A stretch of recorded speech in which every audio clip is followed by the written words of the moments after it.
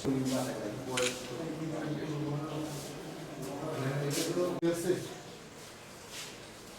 তো দিতে পারবো না। থেকে প্রায় 9:20 পর্যন্ত পরে আসছি, ওইটা জাস্ট বাবা যেভাবে দেখে আমি স্কুলে তো পালসটা চেক করছি।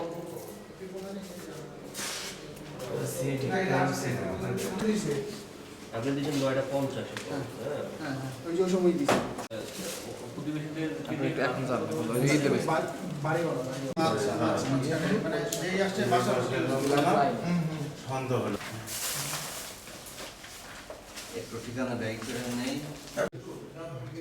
ওই যে সুকেশে টানানো ওইটা কার ছবি দেখতে হবে। এটা সব ভাই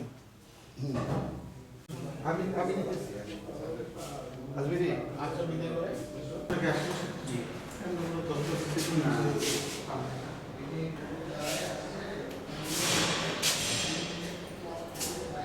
আমার ওয়াইফ বলতেছে দেখো তো পাশের মেসুর ছেলে অনেকক্ষণ যাব দরজা বেল দিতেছে, নক করতেছে, উনি তো খুলতেছে না, তো তুমি দেখো তো। পরে আইলাম আমি পাশের বাসার রতন কাকারও নিয়ে পরে দারোয়ান রেখে আনলাম। তো ওনার ছেলেও বললো যে দরজা খুললা চেষ্টা করে দরজা খুললো।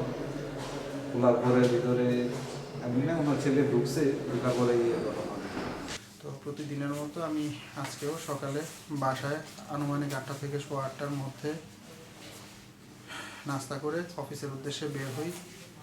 আমি যখন বের হই তখন আমার বাবা ছিলেন আর একজন কাজের মহিলা, যিনি আসলে প্রতিদিনই সকালবেলায় রান্না করে দিয়ে যান, উনি ছিলেন। তারপর আমি সারাদিন অফিসে ছিলাম এবং আনুমানিক রাত 9টার দিকে বাসায় ফিরি।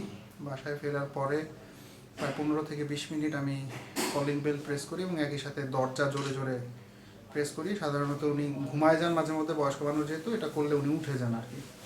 তো এটা করে যখন 15-20 মিনিট পর্যন্ত আমি কোনো সারা শব্দ পাচ্ছি না, তখন আসলে আমার ধাক্কাধাক্কিতে পার্শ্ববর্তী যে ফ্ল্যাটের দুজন প্রতিবেশী ছিলেন, ওনারা বের হয়ে আসছেন।